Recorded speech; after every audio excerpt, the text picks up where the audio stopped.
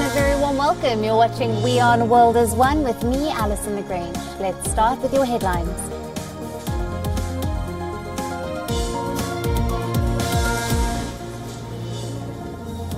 Key meeting of Western defense ministers underway in Ramstein, Germany to decide on sending arms to Ukraine.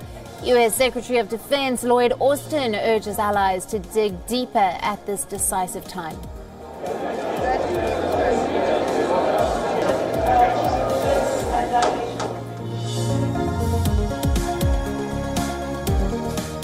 Ukraine president thanks U.S. for the $2.5 billion defense package, rockets and artillery shells included, but no mention of American tanks.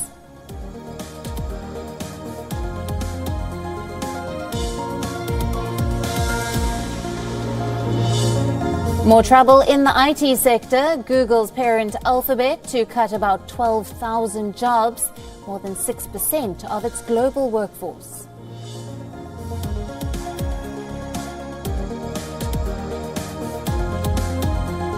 UK's consumer confidence index dips in January despite a minor blip in the inflation, indications of big worries over food prices and purchasing power.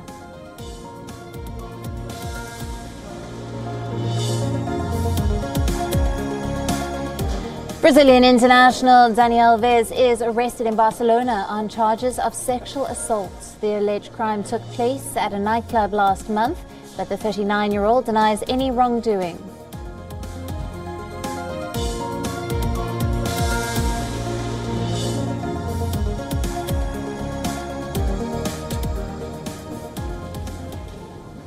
Hello and welcome. Let's take a look at our top story this hour. A critical meeting of defense ministers of Western countries is underway at the US's Ramstein Air Base in Germany, and it could decide the course of the Russia-Ukraine war ahead. US Defense Secretary Lloyd Austin urged allies for a greater support to Ukraine. Ukrainian President Volodymyr Zelensky also addressed the defense leaders from roughly 50 countries. Meanwhile, the Kremlin has warned that Western tanks will make little difference on the ground in Ukraine. We need to keep up our momentum and our resolve, and we need to dig even deeper. This is a decisive moment for Ukraine and a decisive decade for the world. So make no mistake, we will support Ukraine's self-defense for as long as it takes. This is the second time Western allies are gathering at Germany's Ramstein Air Base. The first meeting ensured a continuous flow of security assistance to Ukraine. At the center of the meeting today will be the West's assistance to Ukraine to confront the Russian forces. It could either give Ukraine the decisive military support to achieve military victory or continue the usual limited defensive assistance, which would at best entrench in the war in a way reminiscent of World War I. Supply of Germany's Leopard 2 tanks will likely be the focal point. The Leopard 2 tanks are used by armies across Europe. Berlin has a veto power over the decision to export the tanks, and recently Germany has been reluctant to authorize it, fearing that it could provoke Russia. Washington and many Western allies believe that Germany's Leopard tanks are the only suitable option available in big enough numbers. During the Cold War, Germany made thousands of Leopard tanks and exported to its allies. But Berlin will send tanks to Ukraine only if Washington sends its own Abrams tanks. U.S. officials say the Abrams are inappropriate for Ukraine as it runs on turbine engines that require too much fuel. And looking at Ukraine's strained logistics system, it would be difficult to sustain. Earlier, the United States pledged hundreds of armored vehicles, rockets and artillery shells to Ukraine as a part of the new $2.5 billion military assistance package. However, tanks, which Ukraine needs the most at the moment, were notably missing from this list. The United States has committed more than $27.4 billion in security aid to Ukraine since the war began. The latest U.S. package includes 59 Bradley fighting vehicles, 90 Stryker armored personnel carriers, 53 mine-resistant ambush-protected vehicles, and 350 high-mobility multi-purpose wheeled vehicles. Britain plans to send 600 Brimstone missiles to Ukraine to support the country in its fight against Russia. The UK has agreed to provide 14 Challenger 2 tanks to Ukraine. Other than tanks, Ukraine has received other forms of combat vehicles. Meanwhile, Moscow has repeatedly said that Western weapons transfers will prolong the conflict and increase suffering in Ukraine. For more on this, we were earlier joined by Professor David Dunn, Professor of International Politics at the University of Birmingham. Take a look at his report.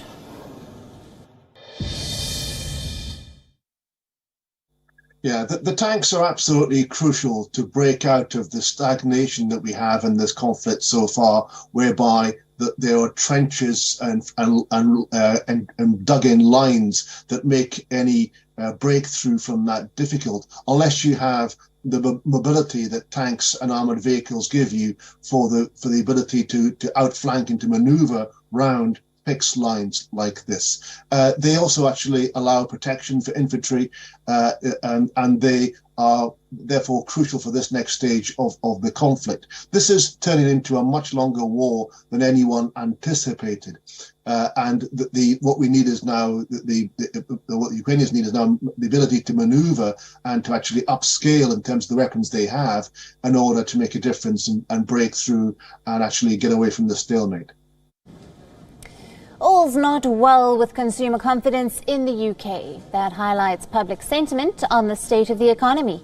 The Consumer Confidence Index dipped further in January amid concerns on the continuing strikes. Though there's been a dip in inflation, soaring food prices ensure concerns on the cost of living remain high. The index numbers highlight woes over the soaring food inflation, rising interest rates and eroded purchasing power. Inflation in the UK began soaring last year amid sharp price rises worldwide due to the disruptions in the supply chain caused by the war in Ukraine. The fallout from Brexit was also a prominent factor. The cost of doing business across a range of sectors has shot up. GfK says the Major Purchase Index, which gauges demand for big-ticket items, also fell sharply. Its decline doesn't bode well because consumer spending is a driving force of the UK economy and future growth. For more on this, we were earlier joined by our correspondent Alex Isaac from London. Yeah, absolutely. Now, we were hopeful when we saw the Boxing Day sales and the footfall had increased on last year, and we were still having some of the fallout from the pandemic, but it hadn't got back to 2019 levels. But now, with the consumer index come out, it looks like people are just not buying, or they can't afford to buy. Now, that's where it is concerning, especially because when there was opportunity to buy things during the Christmas holidays and obviously the Boxing Day sales and the onward sales, there was strikes. So people couldn't get into the big towns and cities because they couldn't get there on the trains or the tubes or the buses. So obviously that was a huge issue. And then we had the Royal Mail strike, which meant that people weren't buying so much online because they couldn't get it delivered either, especially in time for that Christmas rush. So people haven't been able to spend the money that they have, but also everything has been going up. Now, it doesn't seem to be that it's going to come down anytime soon. We did see a drop in fuel prices, which was hopeful that we would see an even bigger fall, but the cost of food in our shops hasn't dropped. So there is still this huge cost of living crisis, and then of course we have the bills that we're going to be expecting to pay up to £2,000 to £3,000 on bills up until April, and then there'll be a decision about what will be happening in March when we're having another budget.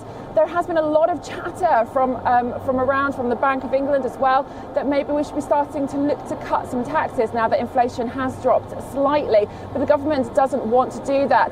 In fact, they have said it would be stupid at this particular time to start cutting taxes when inflation is dipping a little bit, and they need to really be pushing forward for their levelling up schemes to get businesses into the UK, to get people out spending. And obviously we have still having strikes, which people are looking for pay rises, and they're saying, well, if they got pay rises, they may then spend more money and the footfall on the high streets may go up and consumer prices may also benefit.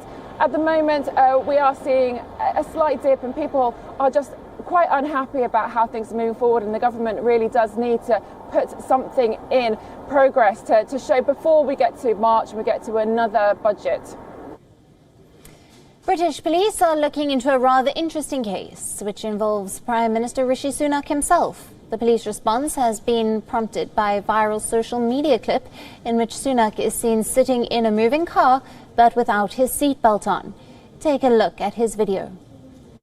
In total, we're announcing over £2 billion of funding, and that's going to go to support projects across 100 different local communities around the UK.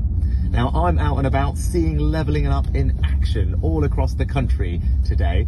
So from Crossrail in Cardiff to Ferry in Fair Isle, we're building on the almost £2 billion and 100 projects we've already funded previously in this fund.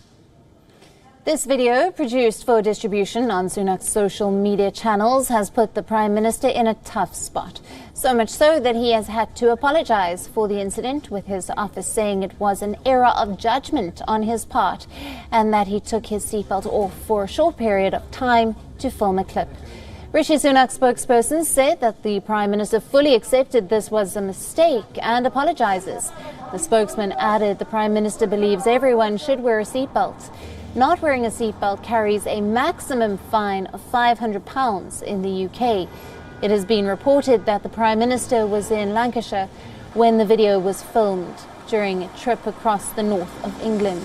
Lancashire police have said that the authorities are aware of the matter and say that they will be looking into it.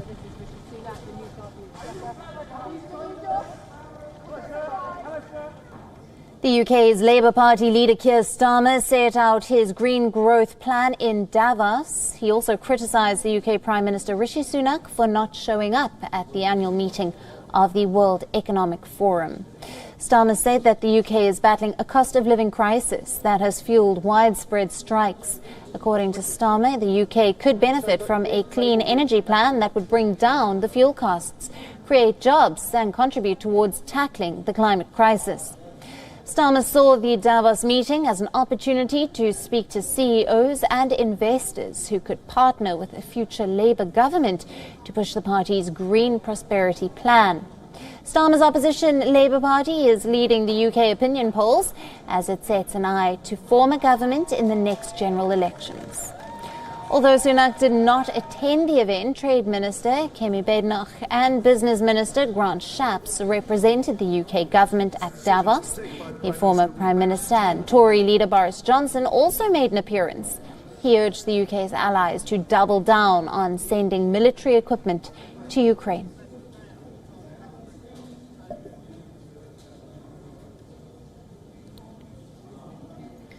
Shifting focus now, in China, there is a large jump in COVID-19 hospitalizations in the last week. This is the highest since the pandemic began. As per the World Health Organization data, hospitalizations rose 70% over the previous week to more than 63,000 cases. Chinese state broadcaster reported that a hospital in Beijing has seen a sharp increase in the number of COVID-19 patients since mid-December.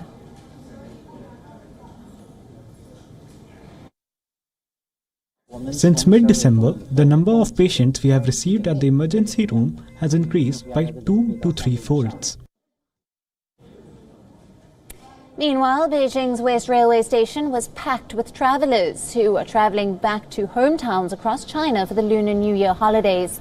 Though reports suggest there's a marked difference in Chinese nationals on the move this year over past years. After the reopening this year, everyone is eager to go home. After all, we haven't seen our families for so long, so we thought we'd hurry home soon. At home, we can see parents, see relatives, and then reunite as soon as possible. That's it. Now, Japan's inflation rose 4% in December from a year ago, hitting a new 41-year high. The inflation surge has triggered debates if the central bank will now move away from its decades-long policy of ultra-low interest rates. Inflation has risen above the central bank's target for 9 months in a row, with the latest 4% reading the highest since December of 1981. Prices of goods from hamburgers and potato chips to air conditioners have gone up. Still, analysts were divided on whether wages would increase enough to offset the hit to consumption from rising living costs. Doubts also remain if inflation can stay at around the 2% target sustainably. For decades now, Japan has battled deflation and a very high cost of living, while market expectations were for the Bank of Japan would slowly phase out its easy monetary policy starting this month. The central bank made no changes to its policy this week, and economists said that supply shock is behind the recent pickup in inflation, and as such, the central bank is unlikely to raise rates this year. The pace of the wage growth is still insufficient for the central bank to move the dial.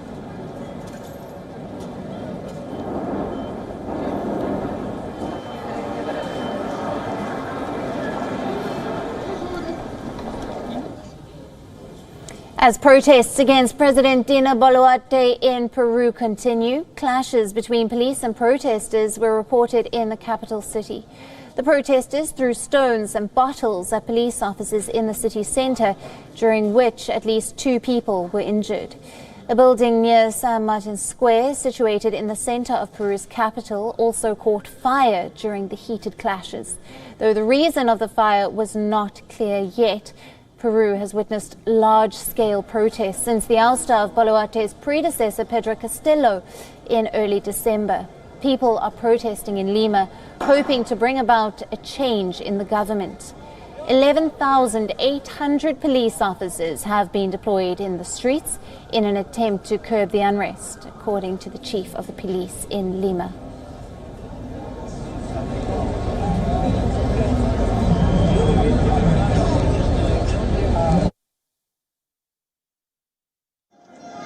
With almost 100 roadblocks across Peru in 18 out of the 25 regions in the country, the Boluarte government has declared a state of emergency in Lima and the southern regions of Puno and Cusco.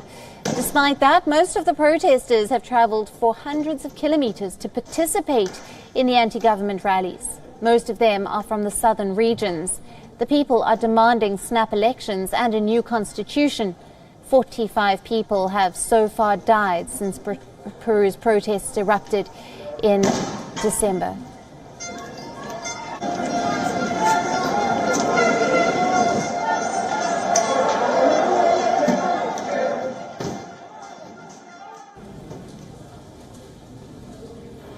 Now, Netflix co-founder Reed Hastings has stepped down as the company's chief executive officer. He hands over the reins to his longtime partner and co-CEO Ted Sarandos and chief operating officer Greg Peters. The move comes amid the announcement that the US streaming giant ended last year with over 230 million global subscribers, beating the expectations. Now, for more on this, take a look at our next report. The storytelling. The co-founder of streaming titan Netflix announced Thursday he was stepping down as CEO. Reed Hastings said he was handing control to his longtime partner Ted Sarandos and to the company's current chief operating officer Greg Peters. The two will share the title of chief executive, with Hastings serving as executive chairman. Hastings' exit comes as Netflix reported adding 7.66 million subscribers in the latest quarter, beating Wall Street forecasts, with help from Harry and Meghan in Wednesday in the battle to attract streaming television viewers. Netflix shares, which were down nearly 38% in the past year, jumped over 6% in after-hours trading on news of the management shuffle. Netflix lost customers in the first half of 2022. It returned to growth in the second half, but at a rate below the pace of recent years. To grab viewers, Netflix introduced a cheaper ad-supported option last November in 12 countries. It also has announced plans to crack down on password sharing. The company's global subscriber base hit 231 million at the end of December. On to some sports news now. Cristiano Ronaldo and Lionel Messi put on a show in Riyadh as they evoke memories of their iconic rivalry in an exhibition game. Both were on the score sheet in a 9-goal thriller as Paris Saint-Germain beat the Ronaldo-led Riyadh All-Star 11 5-4. Now, the exhibition match saw two of the greatest players of all time sharing a pitch together for possibly the final time. And there was a massive rush for tickets, with one fan paying upwards of $2.6 million for a VIP experience ticket. Legendary Bollywood actor Amitabh Bachchan was handed the honour of inaugurating the game. Lionel Messi scored with his first touch of the game in the 3rd minute, and as fate would have it, Ronaldo equalised 30 minutes later from the penalty spot.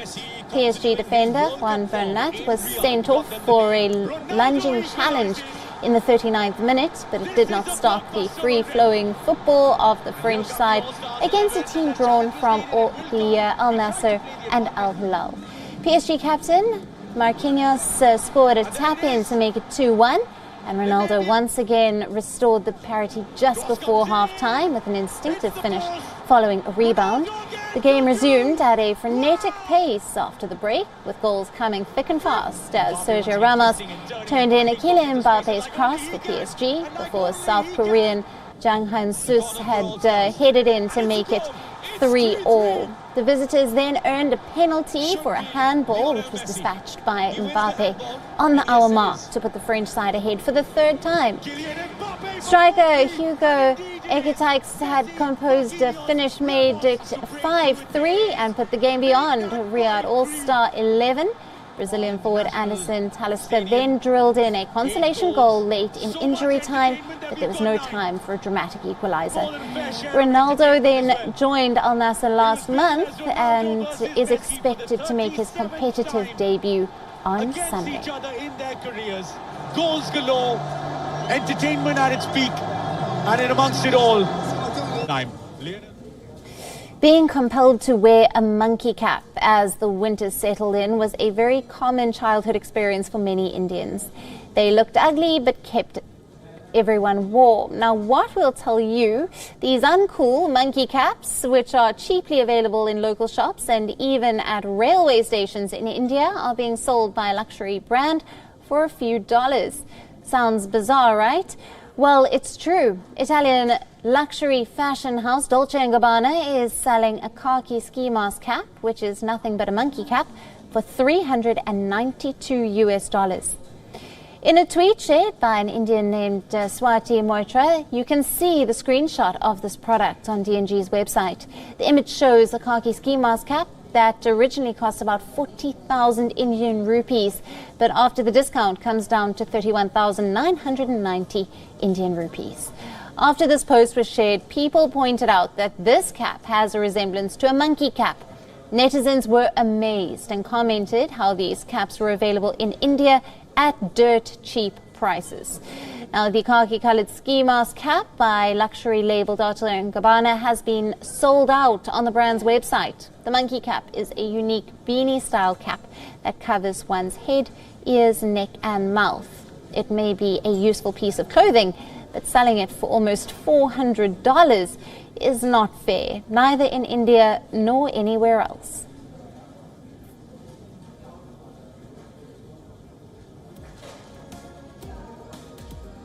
And with that, it's time for us to take a short break. Don't go away. WION continues on the other side with plenty more global news and updates.